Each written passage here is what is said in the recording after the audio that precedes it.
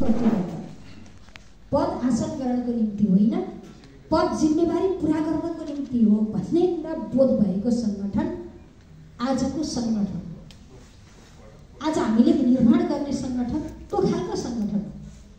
पछिल्ला दिनमा हाम्रा शैली छेडिरहेका छन्।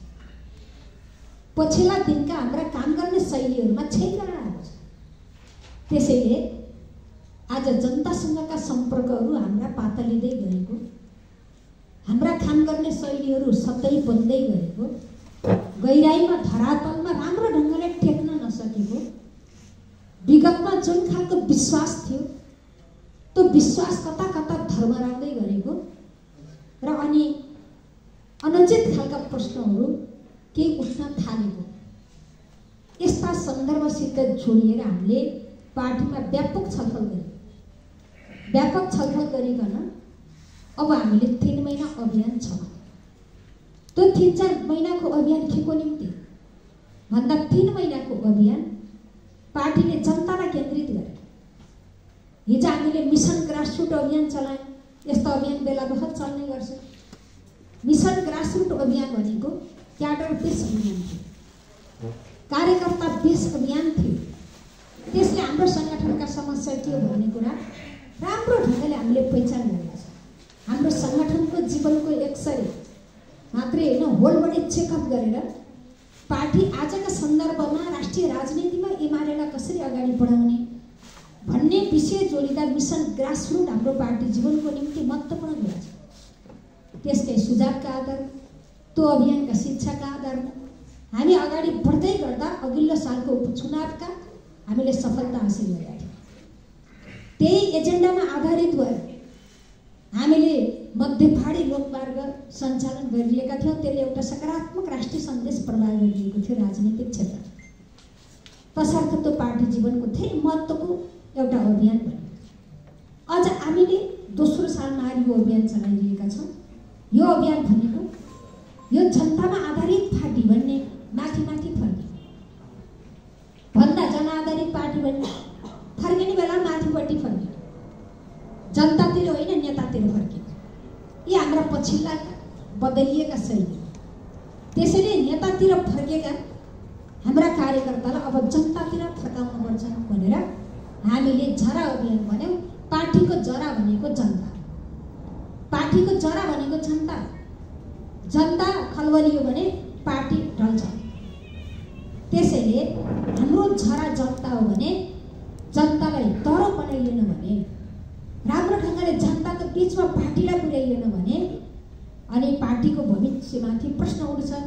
तसर्थ अब सबै होइन, गहिराईको एकदम धरातलमा टेकेर काम, जनताको घरमा बसेर काम, जनतासित संवाद गरेर काम। केही समस्या छ, केही कमजोरी भएको छ भने त्यसको महसुस सहित अब नदोरिने सङ्कल्प गरेर अगाडि बढ्ने सबै पार्टीको कार्यकर्ता, नेतादेखि कार्यकर्ता अब जनतामा केन्द्रित हुने गरी जाने।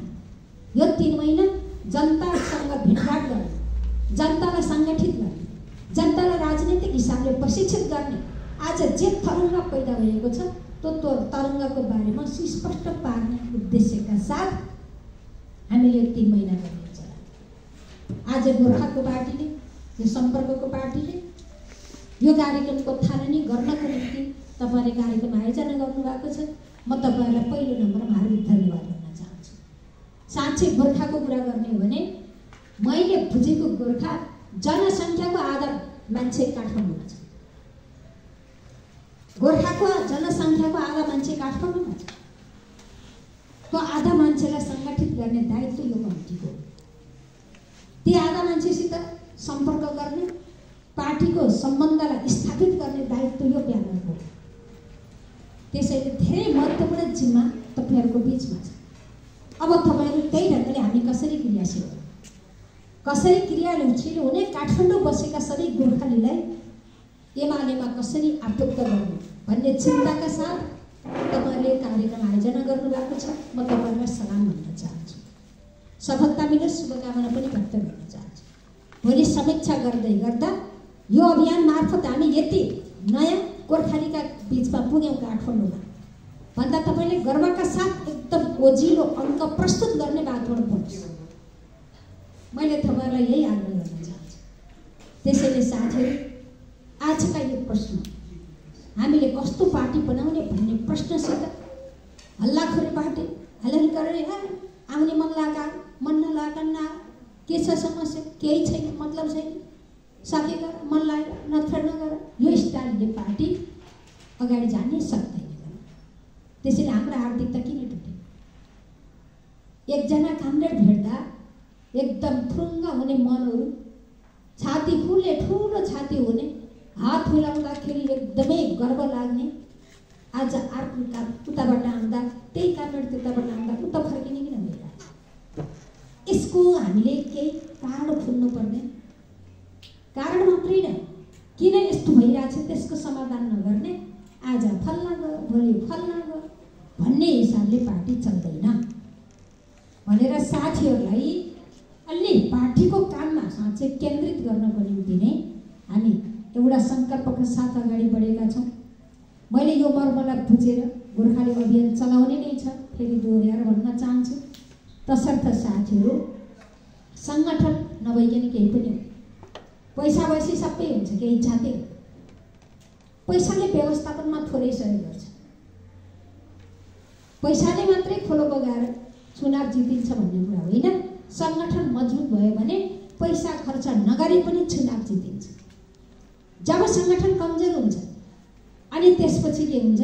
पैसाको सहाराले जित्ने, पैसाको सहाराले चुनाव जित्ने पुँजीवादी तरिका, सङ्गठनको सहाराले चुनाव जित्ने समाजवादी तरिका भन्ने, समाजवादी हिँड्ने पुँजीवादी बाटो ले हेर्नुहोस् त हामी भन्ने बेला समाजवादी भन्ने अनि बाटो हिँड्ने पुँजीवादी तरिका। पैसा भएपछि सब हुन्छ, त्यहाँ पैसा भएको उम्मेदवार यही छैन। अहिले हाम्रो फल्लाको त पैसा छैन भने फल्लालाई दियो, अनि त्यसपछि झोला बोक्नेहरू, दुःख गर्नेहरूको मूल्याङ्कन कहाँ हुन्छ? यस्ता धेरै प्रश्न छन् हाम्रो। आज हामीसित फुर्सद भएन, फुर्सदमा छलफल गरौँला। जे होस्, हामी सच्चिएर अगाडि जाने, हाम्रा बिग्रेका कार्यशैली जे छन् ती कार्यशैलीलाई सुधारेर जाने सङ्कल्प गर्नको निम्ति हामीले यो अभियान चलाएका छौँ। आज हामीसित पार्टीमा गम्भीर ल्याकिन छ, वर्गीय पक्षधरता हराएको छ। पार्टी वर्गीय होइन, राजनीति वर्गीय होइन, खै वर्गीय कुरा हामीले हेर्दा सबभन्दा पहिले निम्न वर्गलाई हेर्न पर्दैन। जो उत्पीडनमा छ, जो दुःख पाएको छ, त्यो मान्छे पहिलो प्राथमिकतामा पर्छ कि चाकडी चुकडी गरेर ढङढङ गर्ने मान्छे पहिलो प्राथमिकतामा पर्छ त निकाल्ने? आज त जसले भेट्छ, जसले हामीलाई प्रभावित गर्छ, जो हाम्रा अगाडि पछाडि गर्छ, त्यो मान्छे हाम्रा नजरमा पर्ने। दुःख गरेको त पीडित मान्छे नजरमा नपर्ने भयो भने हाम्रो वर्गीय पक्षधरता कहाँ? हाम्रो वर्गीय पक्षधरता हराएन क्या मैडम? त्यसैले एकदम यो वर्गीय पक्षधरता राजनीतिमा हुन्छ। पहिलो नम्बरमा भलाइ कसलाई गर्छ? वर्गीय पार्टीले कसको भलाइको निम्ति, हामी जुन वर्गको निम्ति राजनीति गरेका छौँ त्यही वर्गको भलाइमा पहिले हामीले काम गर्न पर्दैन रहेछ? पर्छ नि त। तिनदा यी हाम्रा अलिकति थोरै स्खलित हुन थालेका कुरालाई करेक्सन गर, होइन यो बाटो होइन है भनेर बोध गराएर करेक्सन गराउने। यस्ता भेलामा त धेरै कुरा हुँदैन, त्यो सङ्गठनमा बसेर मजाले छलफल गर्ने योजना बनाउने गर्नुपर्छ। मैले यिनै 2-4वटा उद्देश्य यो अभियानको रहेको तपाईँलाई बताउन चाहन्छु। त्यसैले हामी लयमा फर्कौँ, म आग्रह गर्न चाहन्छु लयमा फर्कौँ, हिजोको शैलीमा हामी फर्कौँ। यद्यपि च्यालेन्ज फरक छन्, च्यालेन्ज हामी नयाँ ढङ्गले गरौँ। यति धेरै राजनीतिक परिवर्तन भयो, हाम्रो च्यालेन्ज सकियो त? यति धेरै राजनीतिक परिवर्तन हुँदा पनि हाम्रो च्यालेन्ज सकिया त छैन। त्यही हो कि नयाँ छ। हिजो एक खालका च्यालेन्ज थियो भने आज अर्को खालका च्यालेन्ज छ। च्यालेन्ज रहित पार्टी हो त यो एमाले होइन। हाम्रा अगाडि च्यालेन्ज छन्। हिजो एक खालका थिए, आज परिवर्तनपछि फेरि अर्को खालका आएका छन्। च्यालेन्ज रहित हामी छैनौँ। नयाँ च्यालेन्जलाई सामना गर्नको निम्ति कस्तो पार्टी बनाउने भन्ने पनि आजको प्रश्न। नयाँ च्यालेन्ज आएपछि नयाँ ढङ्गले हामी जानुपर्ने हुन्छ हो। त्यसका निम्ति पनि नयाँ च्यालेन्जसित सामना गर्ने पार्टी निर्माणको निम्ति पनि हामीले यो अभियानलाई अगाडि बढाएका छौँ। तपाईहरुको ध्यान गम्भीरतापूर्वक यो विषयमा तान्न चाहन्छु। त्यसैले म फेरि भन्छु, अभियानको सार्थकता हामीले राम्रो जति सक्यो त्यति धेरै तपाईहरुका यहाँ प्रत्येक महानगरका वार्डहरुमा बसेका जनता हुनुहुन्छ। तपाईहरुको विधानले के भन्छ, संगठनको विधानले के भन्छ हेर्नुस्। म त भन्छु अब हामीले भने अलि बेसी जनसङ्ख्या भएका जिल्लाहरू जो छ त्यसले त टोलका यही कमिटी नबनाउने हो भने मान्छे जति यता छन् त गएर के कमिटी बनाउने। त्यसैले यही पनि तल कमिटी बनाउने पनि एकदम टडकारो आवश्यकता हो। त्यसका माध्यमबाट सम्पर्कमा रहेर पार्टी सदस्यता दिलाएर सङ्गठित गर्ने काम गरेपछि अनि वैचारिक प्रशिक्षण हामीले गर्नुपर्छ। मैले यो कमिटीको ध्यान त्यसमा आकर्षित हुनेछ भन्ने एउटा प्रश्न। अब दोस्रो कुरा राख्न चाहन्छु, पार्टीमा अराजकता किन हुन्छ? पार्टीमा अराजकता किन हुन्छ? पार्टीमा अराजकता किन हुन्छ भन्नुहोला भने जब वैचारिक क्लास कमजोर बन्छ, जब विचारका बस कमजोर बन्छ अनि पार्टी कमिटीभित्र अराजकता हुन्छ। त्यसैले हामीले यो अभियानका माध्यमबाट भनेका छौँ, वैचारिक बस तल ल, वैचारिक छलफल तल गर। हाम्रो नीति, हाम्रो विचार, हाम्रो दर्शन अहिले परिवर्तन गर्नुपर्ने छैन। तर जे दर्शन हामीले बोकेका छौँ, जे नीति र कार्यक्रम हामीले बोकेका छौँ, हामीलाई माया गर्ने पंक्तिले त्यो चिजको जानकारी प्राप्त गर्नुपर्छ। त्यो चिजको जानकारी प्राप्त भएन भने व्यक्ति प्रभावित मान्छे व्यक्तिसित चित्त नबुझ्दाले छोडिदिन्छ। एकदम स्पष्ट हुनुहोस्, व्यक्ति प्रभावित भएर कुनै अभियान प्रभावित भएर सामेल भएको मान्छे भोलि त्यो चित्त नबुझ्दाको दिनमा छोडिदिन्छ। तसर्थ हामीले चित्त बुझाएर ल्याउने, देखाएर ल्याउने चिज के हो? विचार, पार्टी विचारको, पार्टी दर्शनको। त्यसैले हाम्रो विचार र दर्शनमा स्पष्ट बनाइयो भने आदर्श मानेको नेता बिग्रिँदा पनि मान्छे चलमल गर्दैन। तर नीति बुझाइएन, विचार बुझाइएन, दर्शन पढाइएन भने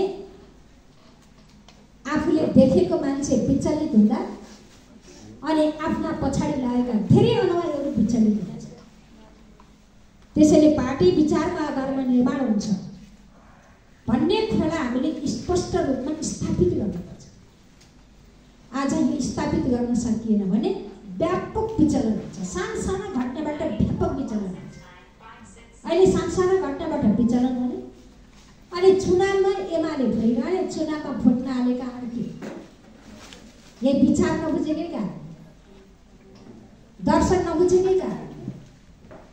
तसर्थ पार्टीमा अराजकता बनाउने, पार्टीमा अराजकता बनाउने, सङ्गठन अनुशासनलाई तोड्ने, चुनावमा भोट नहाल्ने, एमाले भन्ने, एमालेको अहित हुने कुरा किन हुन्छ भन्दा जहाँ विचारको बहस कमजोर हुन्छ, जहाँ विचारले मान्छेलाई प्रशिक्षित गरिँदैन, विचार सिकाइँदैन, त्यहाँ यस्ता घटना हुन्छ।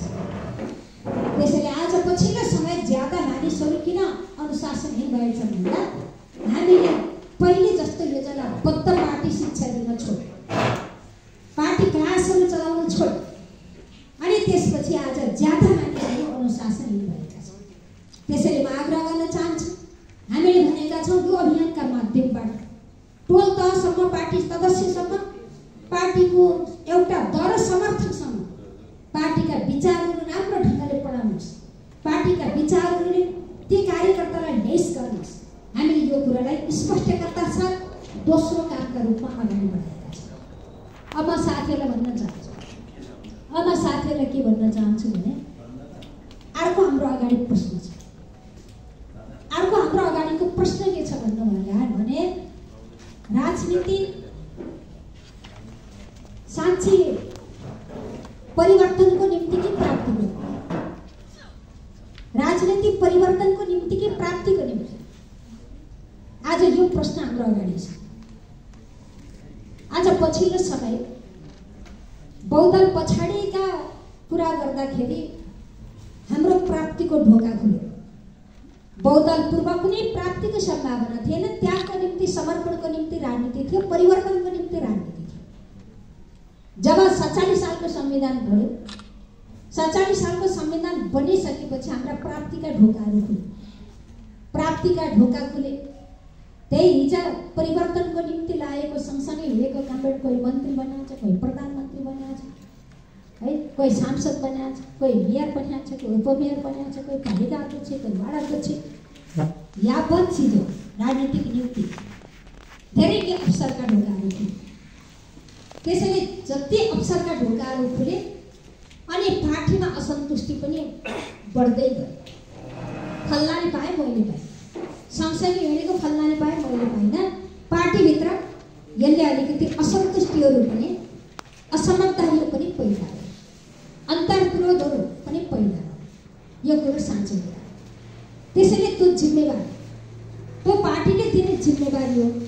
पार्टीले दिएको जिम्मेवारी जे प्राप्त गरिन्छ त्यो चिजलाई हामीले मान्नुपर्छ भन्ने कुरा स्थापित गर्न सकिएन भने र राजनीति परिवर्तनको निम्ति होइन प्राप्तिको निम्ति हो भनेर प्राप्तिको एजेन्डा प्रमुख बनेर गयो भने तबै हामी गन्तव्य पुग्दै पुग्दै।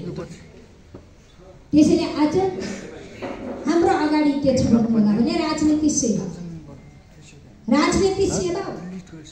त्यसैले राजनीतिको प्राप्तिको एजेन्डालाई गौँ र राजनीतिको परिवर्तनको एजेन्डालाई प्रमुख बनाएर हामीले परिवर्तनको एजेन्डालाई स्थापित गर्न पर्ने दोस्रो कुरा। तेस्रो कुरा, यी उठेका प्रश्नहरू हामीले यसलाई यो ढङ्गले स्थापित गरेर जबसम्म जाँदैन, राजनीति प्राप्तिको निम्ति भन्ने मान्यता जबसम्म रहन्छ तबसम्म आज भएको साथी भोलि रहन्छ कि रहन थाल्छ।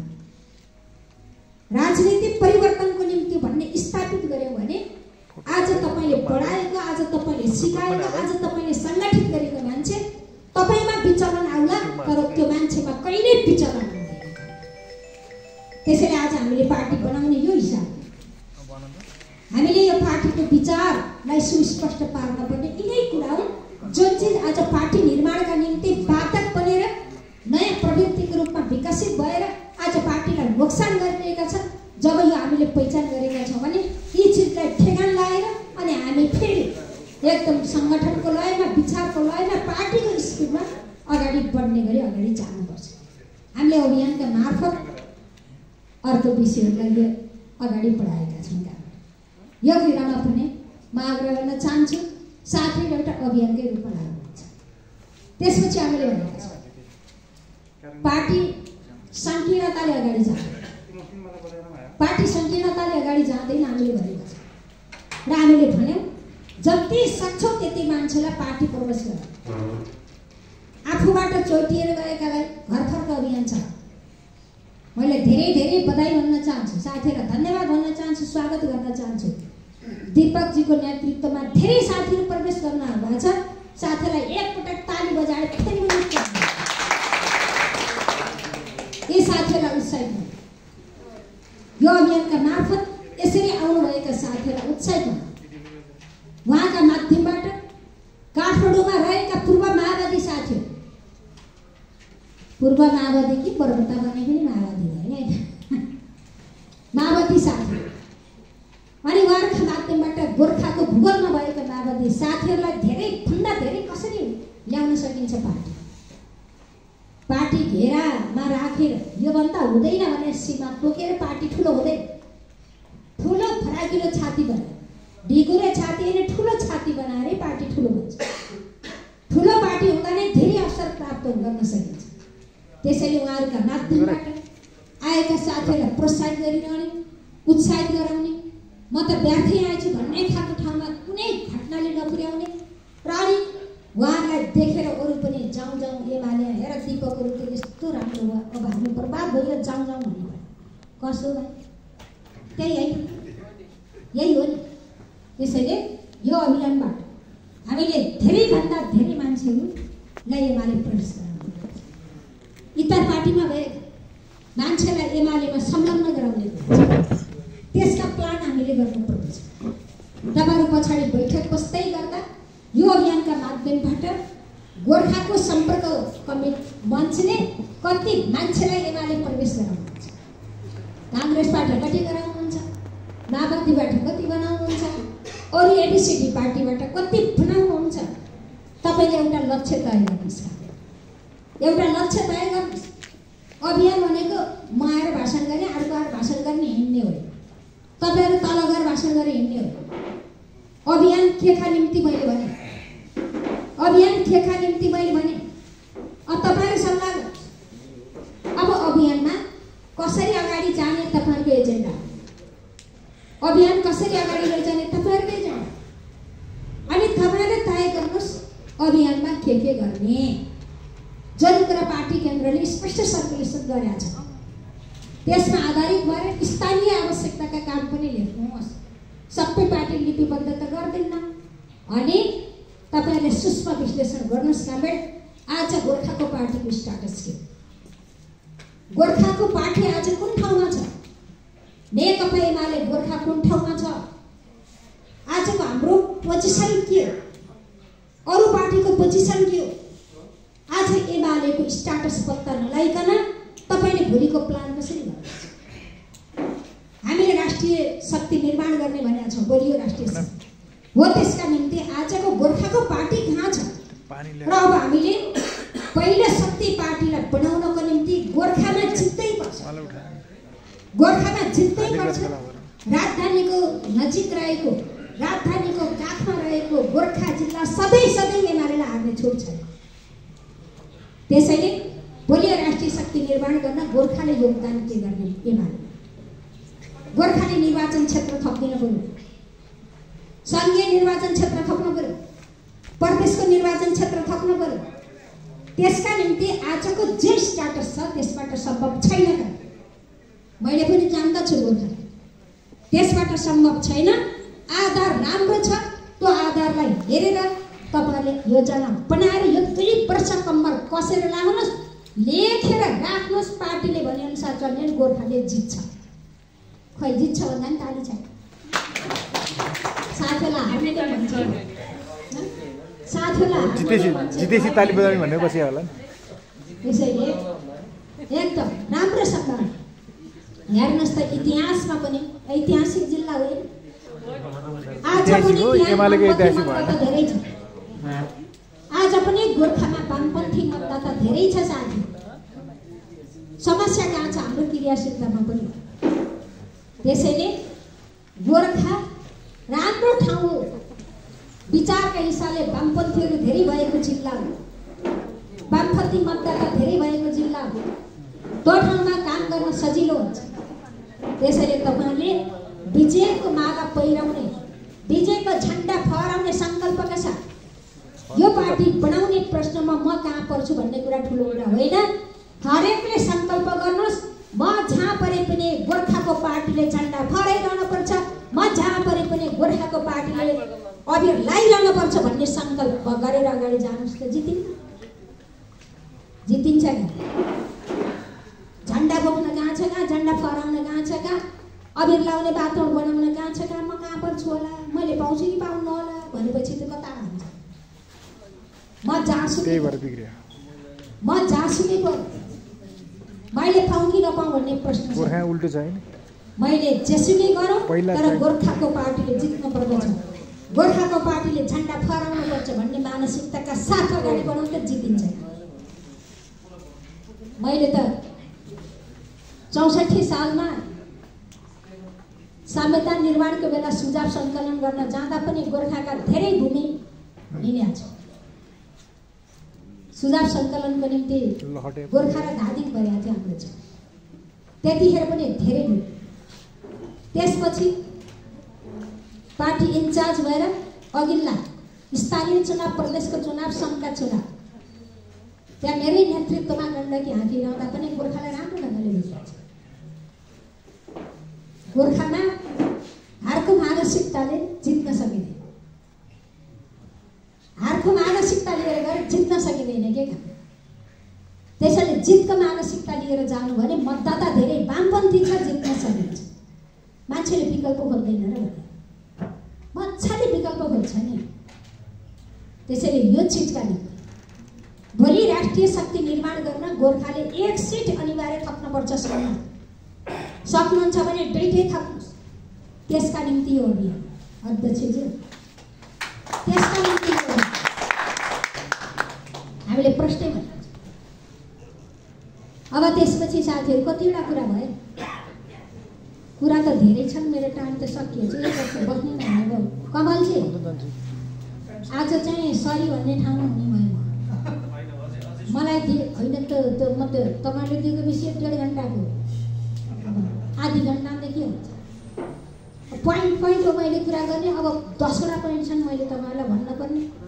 बल्ल 3टा कि 4वटा भने हो त, अब बर्बाद हो। अर्को दिन आएर क्षतिपूर्ति गर्ने अब त्यसो यही पार्टीकै कुरा मैले तपाईँहरूलाई सुन्ने गरी सबैको व्याख्या गर्न नपाउने भए। युवाहरूमा फाटिला, हामी पछि यो पार्टी कसले सञ्चालन गर्छ? देशवर्षको नेतृत्व तयार गर्न पर्यो। हरेक ठाउँमा सङ्गठित भएको माथिदेखि तलसम्मकाले हामी पछिको नेतृत्व। त्यसैले काठमाडौँ केन्द्रित भयो। कम्तीमा पनि म आग्रह गर्न चाहन्छु 300 लिडरहरू, भावी 300 लिडर तयार गर्नु। त्यसका निम्ति योजनाबद्ध प्रशिक्षण, स्तर अनुसारका प्रशिक्षण, घाँसाङ र घुसुङ हुनै सक्दैन। यो ढङ्गले हामीले एकदम बनेका छौँ। युवाहरू, नयाँ युवाहरूमा पार्टीका नयाँ युवाहरूलाई नेतृत्व विकास र स्थापित गर्ने काम यो अभियानको अर्को महत्त्वपूर्ण छ। फेरि अर्को पार्टी सदस्य मतदाताको 6% पार्टी सदस्यता भएका छ। कति मतदाता छ? काठमाडौँ कति बसेका छन् ती मतदाता, त्यसका 6% यहाँ हुनु पर्यो। गोर्खामा 21,000 छ है, जति यहाँ प्रतिशत बसेका छ त्यसको 6 यहाँको कमिटीले बनाउने, सम्पर्क कमिटीले बनाउने, अरू भूगोलकोले बनाउने। 6% बनाऊ उसको मतदाता सङ्ख्याको 6% पार्टी सदस्य, प्रत्येक घरमा पार्टी सदस्य, प्रत्येक धुरीमा पार्टी सदस्य। यो ढङ्गले जाऊ भनेर यो जनसङ्गठन तपाईँहरूको कार्यक्षेत्र परेन, छोडिदिनुहोस्। त्यो भूगोलमा काम भएका साथीले जनसङ्गठनलाई भन्नु, त्यो त्यतैतिर छलफल गरौँ। यस्तै धेरै महत्त्वका काम पार्टीले गराउने, वीरतालाई सम्मान गराउने, वीरताको सम्मान इतिहासको सम्मान हो, त्यागको सम्मान हो, समर्पणको सम्मान हो। त्यो हिसाबले पनि लिएर जानु भनेको छ। तसर्थ साथीहरूले अपानी आएको छ, राम्रो ढङ्गले अध्ययन गरिकन लाग्नुहोस्। मैले अहिले यति कुरा राखेँ यसको समय। अब बाँकी राष्ट्रिय राजनीतिको धेरै चर्चा गर्न पर्ने म देख्दिनँ। किन देख्दिनँ भन्नुहोला भने अहिले सूचना नपाएका कुरा केही छ, सबै खालका सूचना छ। म तपाईँलाई एउटा कुरा भन्छु, अलिअलि हाम्रा मनहरू धर्मर हुन्छ।